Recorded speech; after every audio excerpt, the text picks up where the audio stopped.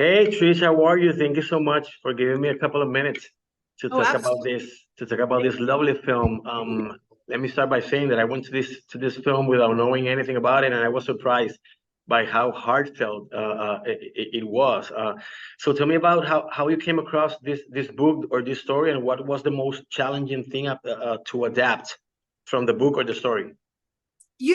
I was sent this script, and I also didn't have any idea what it was about when I first saw it. And based on the log line, I had no idea where it was going to go. And I was pleasantly surprised to see that even though, there's a lot of sadness in this story. There's a medical diagnosis in here that's pretty scary, but at the same time, there's just so much joy and hopefulness in this movie. And that was what I was most excited about, because I think there are a lot of people in the world right now after COVID, or after Mhm. lockdowns, with weather changing in crazy ways, and political situations, that people are scared and anxious and feeling a little bit traumatized, I think. Mhm. And to be able to sort of thrive, not Yes. just survive, but thrive through really stressful, scary times is a gift we can give ourselves. And I think seeing more stories about that's important right now.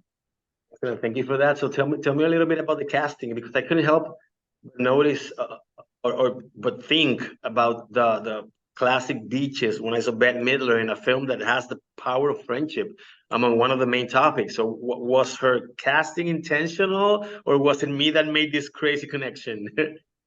It's not you. It's not crazy. I definitely thought that Bette Midler would be the perfect person to play Benita, this boss in the movie.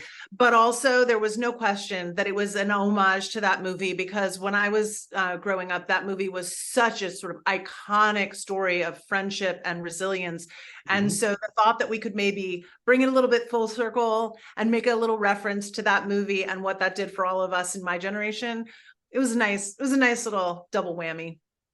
Excellent, excellent. There's so many beautiful, tender moments between the leads, Yara and Odessa. But there's this specific scene that I'm not going to spoil that has this awesome arrangement of a Wham song. So tell me about shooting that specific scene.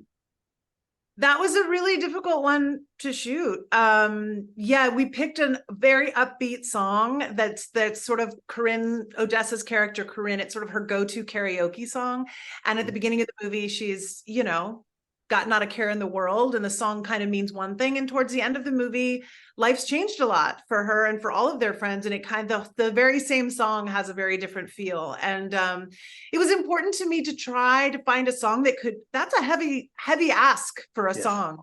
And I didn't want to hit it on the head and be too cheesy about it, but I also wanted it to make an emotional impact. And we actually tried a lot of different songs. We got together with a piano arranger, and I sang karaoke in a studio, testing out all kinds of songs, from 70s songs, 80s songs, 90s songs, contemporary songs, to try to find the one that could fit the bill at both the beginning and the end of the movie.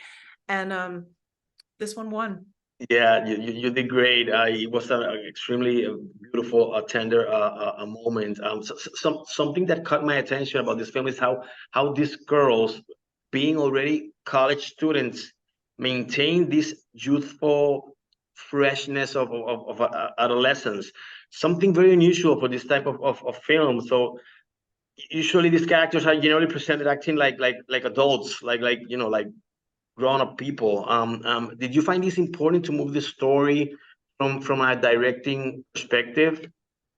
I love that you noticed that. It was really important to me because these women are 22 years old, and I have a 20-year-old son myself. And I just think of him and his friends. They are just at the beginning of adulthood. I mean, there is Mhm. so much child still left in Yes. them. And I think that we do rush to grow up. And yes, they have an apartment and they have a Mhm. car and they have a job, Uh-huh. um, but they are still children, and they're still Yes. so young, and they have so much life ahead of them and so many lessons left to learn. And they have so much playfulness, like puppies. They just still have so much vivacity and just kind of silliness and goofiness about them. Excellent. And yeah, I definitely wanted to embrace that. Excellent. Thank you so much for giving me a couple of minutes to talk about this film. I really loved it.